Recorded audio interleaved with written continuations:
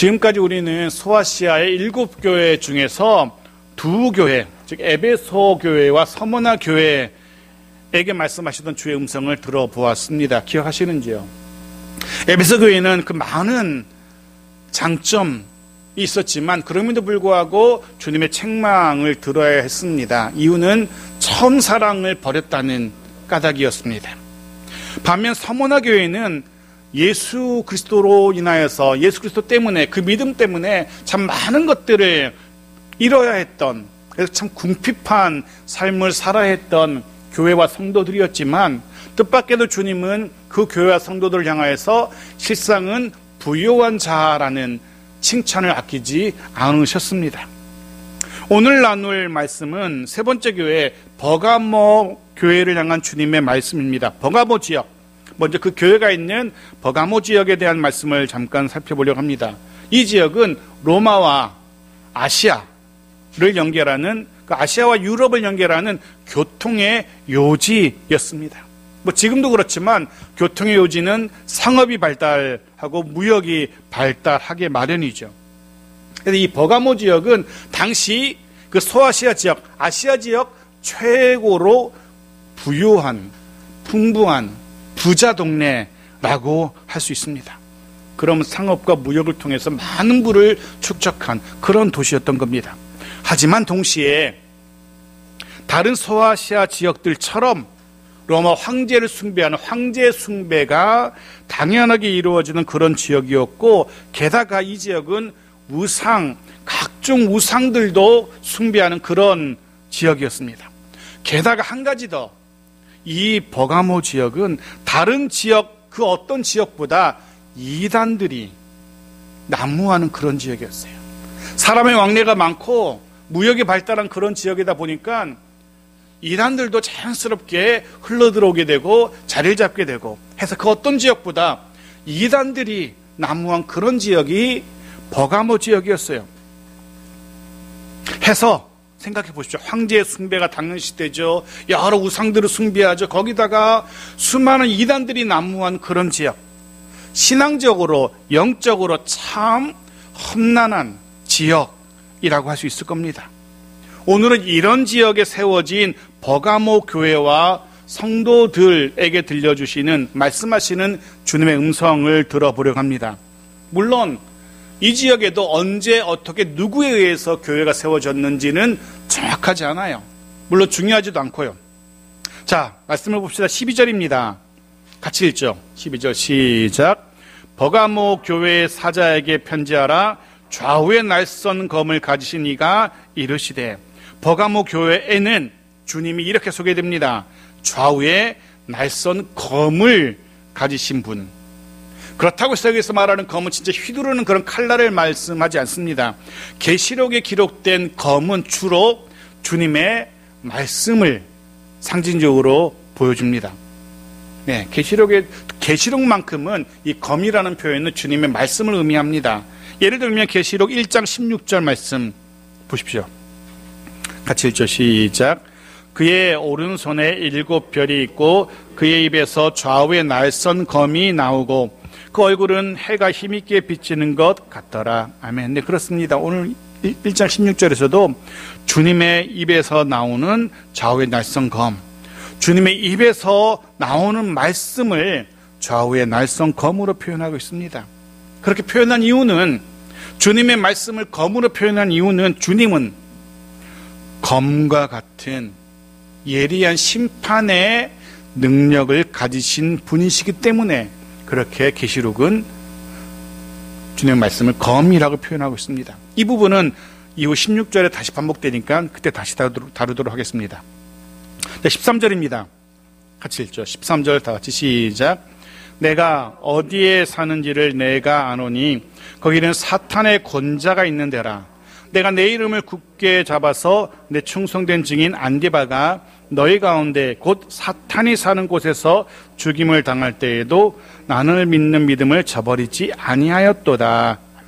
먼저 주님은 버가모 교회 성도들이 어디에 사는지 알고 계신답니다.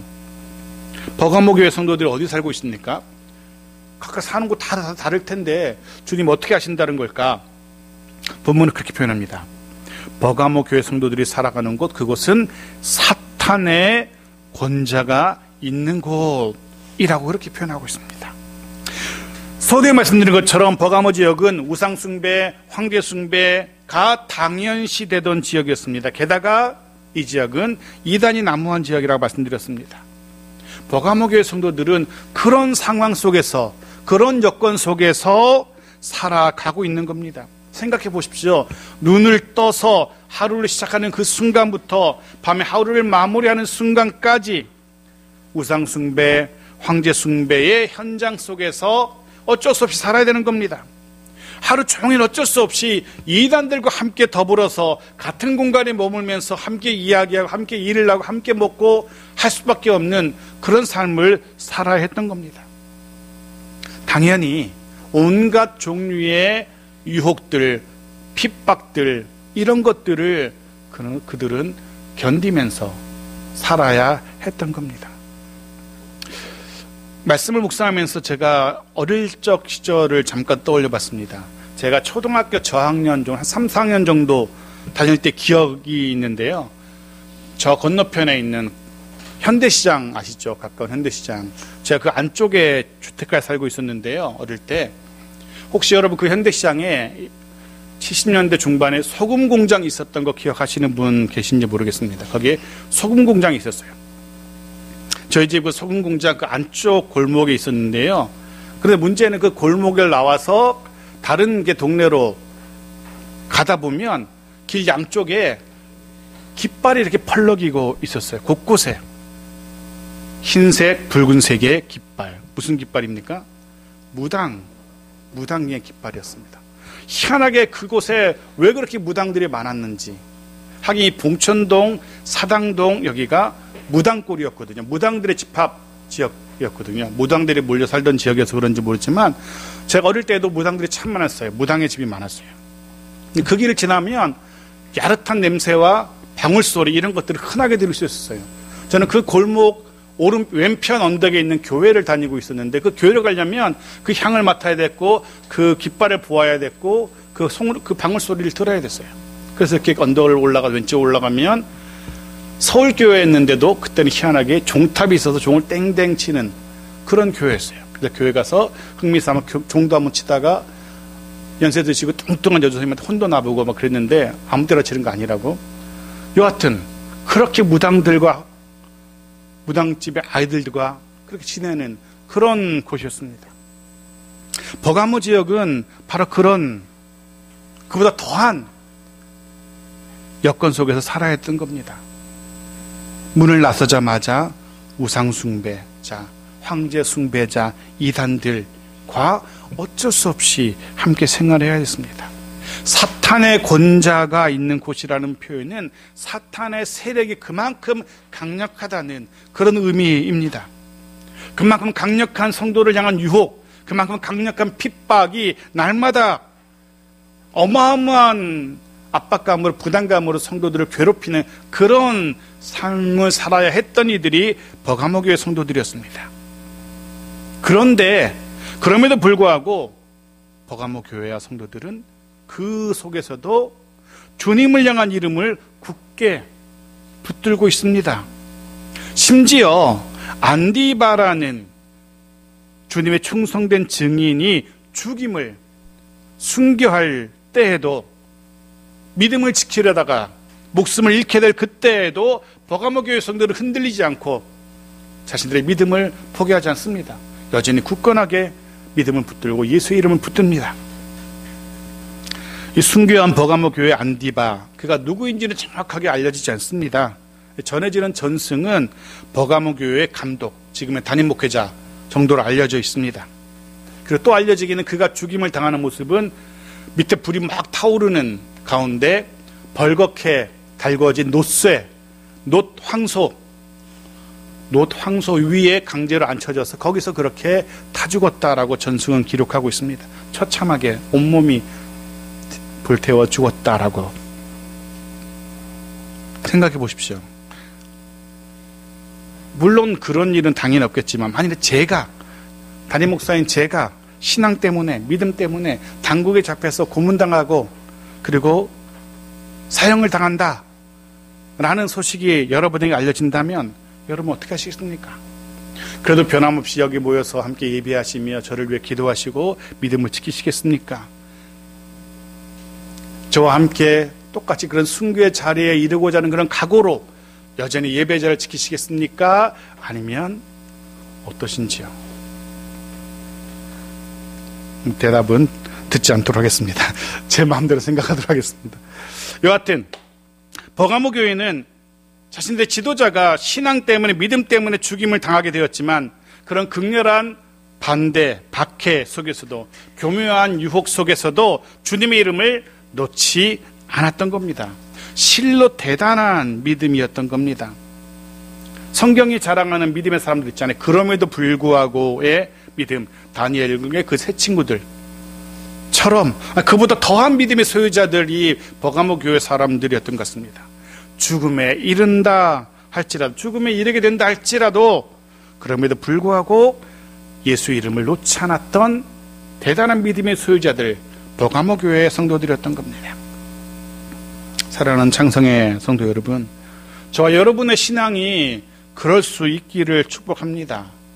어떤 순간에도, 어떤 유혹, 어떤 핍박에도 주님의 이름을 놓지 않는, 꼭 붙들 수 있는 그런 우리들이길 바랍니다. 올 한 해, 아니 그 이후로도 계속해서 모든 상황 속에서 어떤 도전이 있다 할지라도, 어떤 유혹이 있다 할지라도, 어떤 어려움이 있다 할지라도 주님을 향한 그 믿음을 잃지 않는 저와 여러분이기를 주의 이름으로 축복합니다. 어쩌면 이 시대에 이 코로나 시국이 참 교회를 이야기하기 쉽지 않은 사회 분위기인 것 같습니다. 어디 나가서 주일에 예배드리고 왔다라고 말하기가 참 어려운 사회 분위기입니다.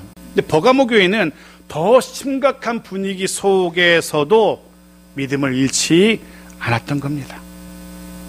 오늘날 우리와는 비교도 할 수 없는 극심한 환난 속에서도 예수 그리스도 이름을 놓지 않았어요. 그런데 보십시오. 그런 대단한 믿음의 사람들인데 14절에서는 뜻밖의 말씀을 주님이 이어가십니다. 14절 말씀 보십시오. 같이 읽죠. 시작. 그러나 내게 두어 가지 책망할 것이 있나니 거기 내게 발람의 교훈을 지키는 자들이 있도다. 발람이 발락을 가르쳐 이스라엘 자손 앞에 걸림돌을 놓아 우상의 제물을 먹게 하였고 또 행음하게 하였느니라.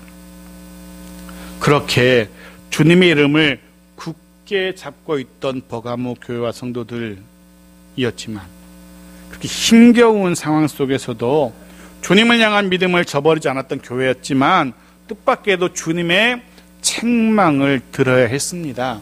이유가 무엇입니까? 지역에 난무했던 이단들의 그 교묘한 유혹, 주장을 받아들였던 겁니다. 참 우습게도 아이러니하게도 종교, 교회는 핍박, 환난 이런 거 당하게 되면 오히려 더 담대하게 핍박과 환난과 맞서곤 합니다. 심지어 총칼의 위협 앞에서도 무릎 꿇지 않았던 것이 교회와 종교입니다. 역사가 그런 사실을 증명해. 그런데 정말 아무것도 아닌 것 같은, 아무 영향력도 없는 것 같은 그런 이단들 앞에서는 희한하게 교회가 힘을 쓰지 못합니다. 역사적으로도 그래요. 이단들의 그 교묘한 유혹 앞에서 속절없이 무너지는 교회의 모습들을, 교인들의 모습들을 우리는 쉽게 봅니다. 버가모 교회도 그랬던 겁니다. 그런 이단들 중에 한 가지가 오늘 14절에는 발람의 교훈이라고 등장해요. 발람의 교훈. 민수기 31장 16절에 그 배경이 기록되어 있는데 보십시오. 민수기 31장 16절 같이 읽겠습니다. 시작. 보라, 이들이 발람의 꾀를 따라 이스라엘 자손을 부올의 사건에서 여호와 앞에 범죄하게 하여 여호와의 회중 가운데에 연병이 일어나게 하였느니라. 여기는 발람의 꾀라고 기록되어 있습니다. 애굽을 나온 이스라엘 백성들이 가나안으로 향합니다. 근데 그렇게 가나안으로 향한 이스라엘 공동체를 막고 저주하기 위해서 미디안의 왕 발락이 그 당시에 가장 유명한 선지자였던 발람이라는 사람을 초청합니다. 이스라엘을 저주해달라고, 신의 저주를 퍼부어달라고. 하나님께서는 오히려 이 발람으로 하여금 저주가 아니라 이스라엘을 축복하게 하시죠.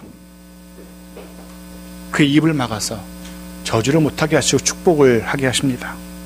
그래서 그냥 집으로 돌아가던 발람이 자신을 초청한, 금은보화를 주고 자신을 초대한 발람, 미디안의 왕에게 살며시 이스라엘을 저주하지 않고도 무너뜨릴 수 있는 꾀를 들려주죠. 바로 그것이 우상숭배와 음란이었습니다. 미디안의 예쁜 여자들로 하여금 이스라엘 남자들을 유혹하도록 했고, 미디안 사람들처럼 미디안의 우상을 섬기도록, 미디안의 여자들에게 넘어간 남자들이 미디안 여자들을 섬기는 우상을 똑같이 섬기게 하는 그런, 지금으로 말하면 미인계라고 할까요? 를 쓰게 했던 겁니다. 그리고 이스라엘은 그 꾀에 넘어갔고 우상을 섬기고 음란함을 행하게 됩니다. 해서 결국 연병이라는 하나님의 징계를 이스라엘은 당해야만 했던 거죠. 그런데 문제는 버가모 지역에 이런 발람의 교훈을 이야기하는 사람들이 있었던 겁니다. 그런 이단들이 있었고, 성도들 중에 어떤 이들이 그 이야기를 받아들였던 겁니다. 해서 우상에게 드려졌던 제물을 먹게 되고요, 그 이단들처럼 음란하게 행음하는 그런 일들이 일어나는 겁니다. 물론 아시는 것처럼 교회 밖의 세상은 그런 일들, 우상숭배와 음란한 행위를 당연하게 여겼습니다. 당시에는. 하지만 예수의 이름으로 믿음을 붙들던 버가모 교회 성도들이 거기에 넘어가게 되는 겁니다. 물론 교회 밖에는 그것이 당연시되었죠. 우상의 제단에는요, 제사를 드리러 온 사람들과 성적인 관계를 맺던 여성 사제들이 늘 상주하고 있었습니다. 버가모 교회는 그런 우상 숭배를 단호하게 배격했어요. 우리는 우상을 섬기지 않노라, 황제를 숭배하지 않노라, 단호하게 거절합니다. 그런데 우상에게 절하는 것은 거절했지만 어이없게도 이런 이단들이 권한 부정하고도 음란한 성적인 행위는 아무런 의식 없이 허용했던 겁니다. 우상에게 절은 하지 않았지만 우상에게 드려졌던 제물은 아무런 문제의식 없이 그들과 함께 나누어서 먹고 마시고 했던 겁니다. 그들과 함께 우상의 제물을 먹고 마시고 음란을 행하게 됩니다. 자연스럽게 그들과 친해지며 그들의 이야기를 듣게 되면, 그러면서도 자신들의 신앙은 아무 문제 없다라고 착각하게 됩니다. 본문은 이런 행위를 걸림돌이라고 표현해요. 올무, 덫이라는 단어입니다. 잘못 걸리면 헤어나오지 못하는, 다시 일어서지 못하는 그런 덫인 겁니다. 옮은 겁니다. 아마도 버가모 교회 성도들은 그랬을 겁니다. 우리가 우상에게 절하는 것도 아닌데 뭐, 그리고 행음하는 거, 음란을 행하는 거 다른 사람 다 그렇게 하는데 뭐, 우상에 들어진 재물 먹는 거 다 그렇게 먹고 하는데 뭐, 라면서 별것 아닌 것처럼 생각했던 것 같습니다. 그런데 문제는 바로 그것 때문에 버가모 교회 그 좋은 신앙이 조금씩 병들어가고 무너져가고 있었던 겁니다. 정말 생각지도 못했던 부분에 작은 구멍이 하나 뚫리게 되고요, 그 구멍 하나가 결국은 모든 댐을 무너뜨리는 것처럼 성도들은 아무렇지도 않게 생각했던 그 음란 때문에, 별 문제의식 없이 반복했던 그 행동 하나 때문에 신앙이 오염되고 무너질 수도 있다는 사실을 그들은 깨닫지 못했던 겁니다. 성도 여러분, 꼭 기억하십시오. 세상이 권한다고 해서 한번 해보라고, 괜찮다라고 권한다고 할지라도 아무 생각 없이, 분별 없이 받아들여서는 안 됩니다. 세상 사람 모두가 다 그렇게 한다라고 할지라도 조심하고 또 조심해야 되는 겁니다. 자칫 잘못하면은 애써 지켜온 우리의 신앙이 일순간에 와르르 무너져 내릴 수도 있기 때문에 그렇습니다. 버가모 교회는 주변의 사람들처럼 별 문제의식 없이 우상의 제물을 먹고 마시며 행음합니다. 그것은 사탄이 놓은 올무덧이었던 겁니다. 그뿐만이 아니었습니다. 15절 보십시오. 한 가지 이단이 더 등장합니다. 같이 읽죠. 시작. 이와 같이 내게도 니골라당의 교훈을 지키는 자들이 있도다. 설상가상 발람의 교훈뿐 아니라 음란을 행하는 그런 발람의 교훈뿐 아니라 니골라당의 교훈도 따르는 이들이 생겨났던 겁니다. 니골라당. 이 니골라당은 초대교회의 참 골칫거리 중에 골칫거리였습니다. 이들의 주된 주장은 예수도 우리와 같은 창조물, 피조물이고 신은 아니라는, 예수는 위대한 그저 인간일 뿐, 위대한 지도자일 뿐 신은 아니었다라는 예수님의 하나님의 아들 되심을, 신성을 부인하는 그런 이들입니다. 그런 이들이 교회 안에 들어오게 된 겁니다. 참 아이러니하게도 순교의 신앙을 간직한 그런 교회와 성도였는데 동시에 이단을 허용한 교회였던 겁니다. 어쩌면 둘은 서로 어울리지 않을 것 같은데 희한하게 한 교회 안에, 그런 순교의 신앙을 간직한 교회 안에 이단들이 자연스럽게 자리를 잡게 된 겁니다. 따지고 보면 뭐 이상한 일은 아닌 것 같습니다. 특이한 일은 아닌 것 같아요. 버가모 교회만은 아닌 것 같습니다. 오늘날에도 이단으로 간판을 바꾸어다는 교회들 한둘이 아닌 거 우리가 알고 있지 않습니까? 너무나 쉽게 우리는 눈에 목격합니다. 어제까지는 멀쩡한 건강한 교회였는데 어느 순간 보니까, 오늘 보니까 이단의 간판으로 바뀌어 있는 모습 우린 자주 봤잖아요. 또 언제, 어느 때, 오늘까지 건강한 교회였는데 내일 그렇게 이단으로 간판을 바꿔달지 알 수 없는 버가모 교회가 그런 위기에 직면했던 겁니다. 해서 주님은 이단에 물들어가던, 이단의 유혹에 무너져 가던 버가모 교회와 성도들을 책망하고 계신 겁니다. 그리고 그렇게 책망하시던 주님께서 그들에게 대안도 제시하십니다. 16절 말씀 보십시오. 같이 읽죠. 시작. 그러므로 회개하라. 그리하지 아니하면 내가 내게 속히 가서 내 입의 검으로 그들과 싸우리라. 방법은 하나밖에 없습니다. 회개하는 것, 돌이키는 겁니다. 발람의 교훈을 끊어버리는 겁니다. 니골라당의 교훈을 끊어버리는 겁니다. 다시 돌이켜서 그 옛날에, 이전에 신앙의 순수함을 회복하는 것밖에 없습니다. 다시금 버가모 교회가 자랑할 만한 순교의 신앙으로 돌아가는 것, 그거 외에는 길이 없습니다.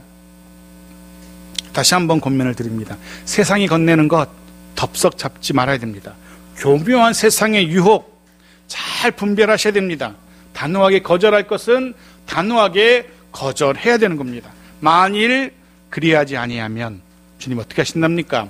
친히 검으로 임하실 겁니다. 그 검으로 오염된 부분들을 도려내실 겁니다.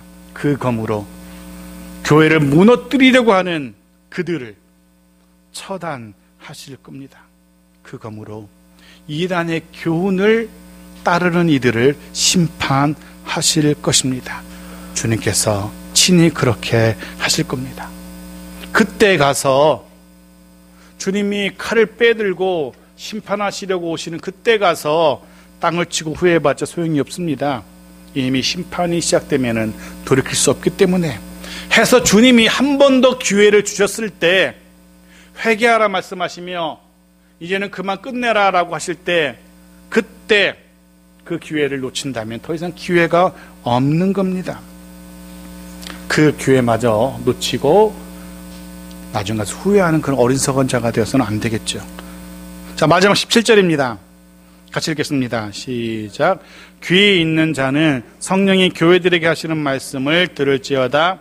이기는 그에게는 내가 감추었던 만나를 주고 또 흰 돌을 줄 터인데 그 돌 위에 새 이름을 기록한 것이 있나니 받는 자밖에는 그 이름을 알 사람이 없느니라. 이기는 자, 주님의 권면대로 회개하는 이들은 발람의 교훈을 버리고 니골라당의 교훈을 버리는 자들은 그들에게는 이런 것들을 주신답니다. 무엇입니까? 감추었던 만나, 또 한 가지는 흰 돌을 주신답니다. 먼저 첫 번째, 감추었던 만나를 아실 겁니다. 출애굽한 이스라엘 백성들이 그 광야에서 배고프지 아니하도록 하늘에서 내렸던 일용할 양식입니다. 부족함 없이 풍족하게 주어졌던 하나님의 양식이었습니다. 하나님은 그 만나를 항아리에 담게 하셨고 언약궤에 보관하게 하셨습니다. 그런데 그 언약궤를 잃어버리죠. 만나를 담은 항아리도 잃어버리게 됩니다. 사라지게 됩니다. 만나가 하나님의 은혜, 하나님의 공급하심, 하나님의 채우심, 이런 것들을 상징한다면 그 만나가 사라졌다는 이야기는 무엇입니까? 하나님의 공급하심이 없어졌다는 이야기고 하나님의 은혜가 사라졌다라는 그런 것을 의미할 겁니다. 근데 버가모 교회와 성도들에게, 단호하게 이단들의 교훈을, 그들의 유혹을 거절한 이들에게는 다시금 그 만나를 회복하게 될 겁니다. 그들에게는 다시금 만나가 내리게 될 겁니다.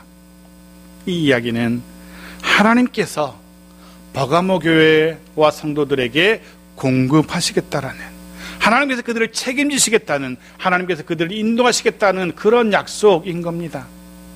하나님의 공급하심, 하나님의 은혜.